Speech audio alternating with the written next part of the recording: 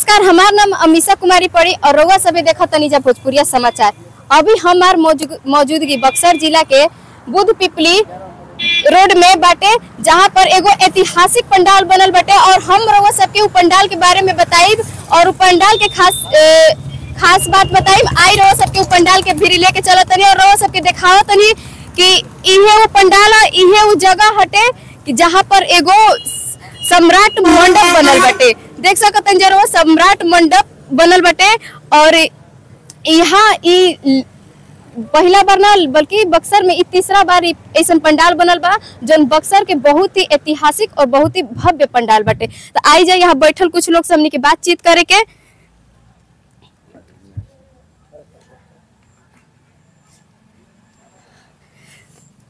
का नाम पड़ी राउर भैया? हमारा नाम पड़ी ऋतुराज मौर्य। बक्सर में दुर्गा पूजा के दौरान में ऐसा पंडाल बनावे की का रउआ सबके मकसद बटे? देखिए, दुर्गा पूजा के दौरान से हमने के मतलब नहीं है। हमने के सम्राट चंद्रगुप्त महान और अशोक महान के फॉलोअर ही जा जी। और जिस रुआ जाना तनी कि विजयादशमी सम्राट अशोक के धर्म ग्रहण कैला के दिन मनावल जाला जी।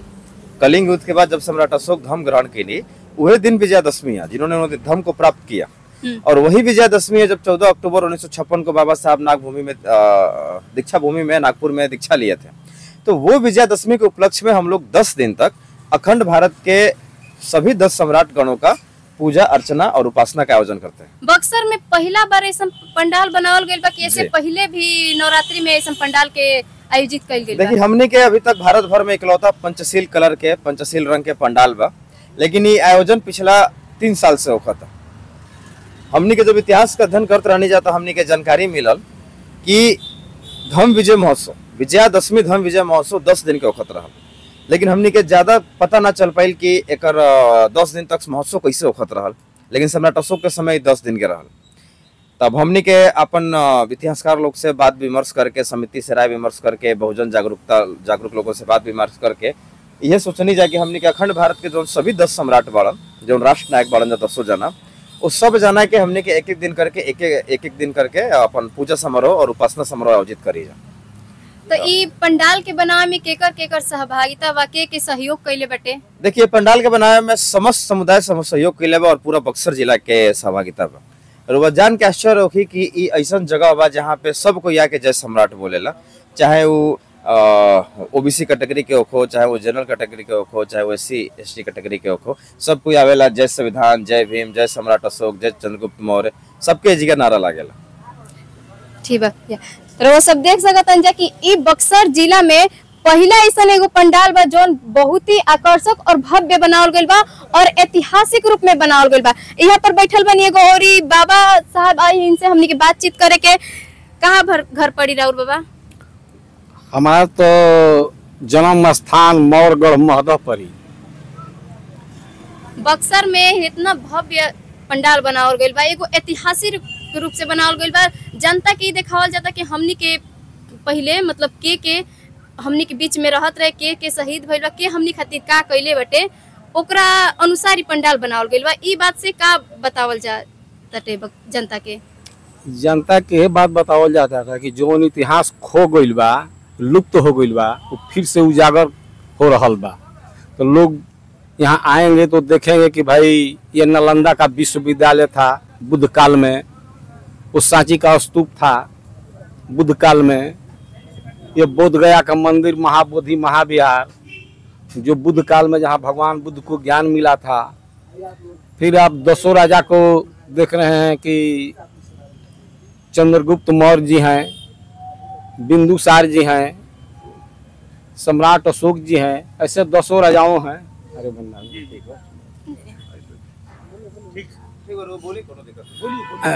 तो 10 राजाओं को यहाँ पर प्रतिदिन उनको सम्मानित किया जाता है, उनकी पूजा होती है और लोग यहाँ आते हैं और इसको इतिहास को उजागर करते हैं। जानते हैं कि नालंदा पूरे विश्व का बड़ा विद्यालय था। यहाँ पंडाल के सबसे खास बात का बटे? पंडाल के सबसे खास बात ये है कि आप देख रहे हैं कि पंडाल पर अशोक चक्र लगा हुआ है, धम्म चक्र लगा हुआ है अशोक स्तंभ लगा हुआ है जी। जो तिरंगा में अशोक चक्र दिखाई दे रहा है, और पूरा जो स्तंभ है 84,000 भगवान बुद्ध का ये गथा है, ये धम्म है, वो सब यहाँ पर बताया जाता है। लोग इसके विषय में जानते हैं, सुनते हैं, और ख़ास बात तो और भी है कि लोग सब यहाँ आकर जुटे हुए हैं। अभी हमारे गाजीपुर से भंते जी आए हैं। अभी गाजीपुर से एक भंत सिंह बचन जो बाबा हैं पधारे हुए हैं। आई जा रउआ लोग से हम रउआ लोग के दिखाओ तनी, इनसे हमने के कुछ बातचीत करे के। कहाँ से आइल बनी बाबा? हम बुद्ध विहार गाजीपुर से हैं और आए हैं। यह पंडाल जो है उत्तर प्रदेश और बिहार के मायने में इतना बढ़िया है, हम लोग नेट पर देखे हैं, वह देख करके आए हैं हम लोग।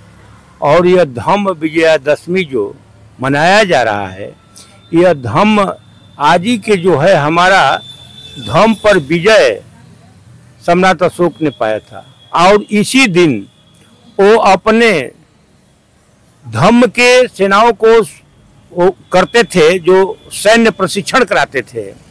और इसी सैन्य प्रशिक्षण में जब कराते गए तो लास्ट में इनके 10वां जो परिवार के बृहद्रथ जो थे, उन राजा का आज ही के दिन फिर इनका नरसंहार भी किए हैं। और उसको लोग दूसरे लोग दशहरा मनाते हैं। हमारा जो धम्म पर विजय सम्राट अशोक ने किया है, इसको धम्म विजय महोत्सव मनाते हैं हम लोग। दुर्गा पूजा आप लोग धम्म विजय के नाम पर मनाते हैं, धम्म विजय दशहरा के नाम। दशहरा नहीं है, दशहरा तो हमारे विरोधी लोग करते हैं। माने 10 पीढ़ियों के राज्य को उन्होंने आज ही के दिन वो खत्म किए थे, ब्राह्मणवादी व्यवस्था के लोगों ने।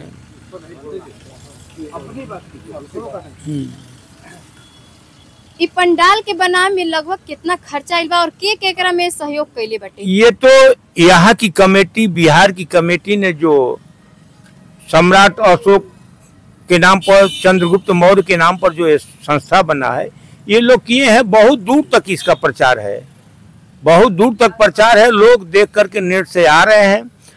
हम उम्मीद करते हैं कि यह जो लगन है यहाँ की कमेटी में, वह दिन प्रतिदिन यह निखार लाएगा और धम्म को आगे बढ़ाने में बहुत बड़ा योगदान इन लोगों का होगा।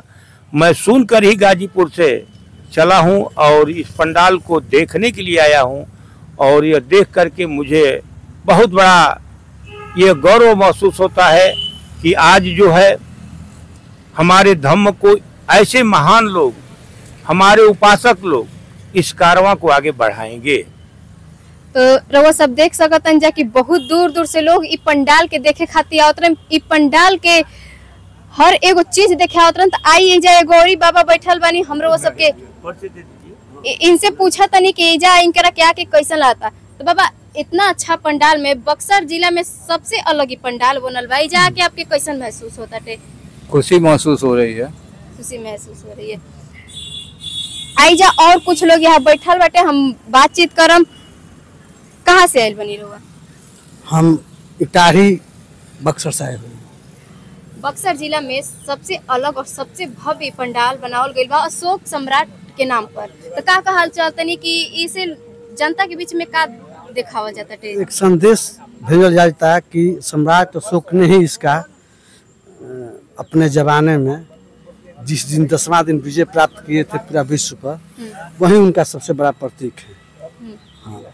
लगभग कितना खर्चा आयल हुई पंडाल के बनावे में और के सहयोग कैले हुई? बौद्ध समाज अशोक के कल्ब है बक्सर जिला में, उन नौजवानों का संघ एक बना हुआ है।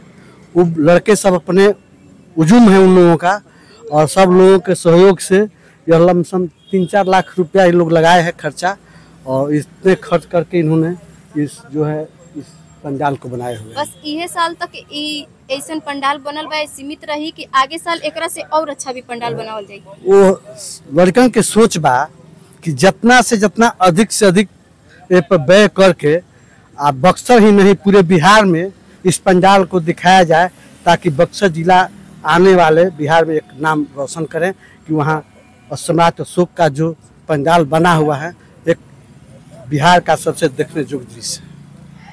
तो रउआ सब देख सकतनी जा कि पूरा बक्सर जिला में सम्राट अशोक के सबसे अलग, पूरा बक्सर जिला में सबसे अलग एगो पंडाल बनल बा सम्राट अशोक के।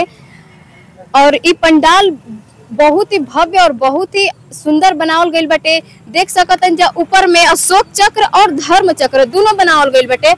तो ई पंडाल रोज सबके कैसा लगल हमनी के कमेंट करे के जरूर बताई। रोज सब देखतन जा भोजपुरी समाचार और कमेंट करके जरूर बताई कि पंडाल आप लोग के कैसा लगा। और तब तक और भी समाचार देखे खातिर और भी न्यूज देखे खातिर जुड़ल रही हमनी के चैनल के साथ। तब तक धन्यवाद।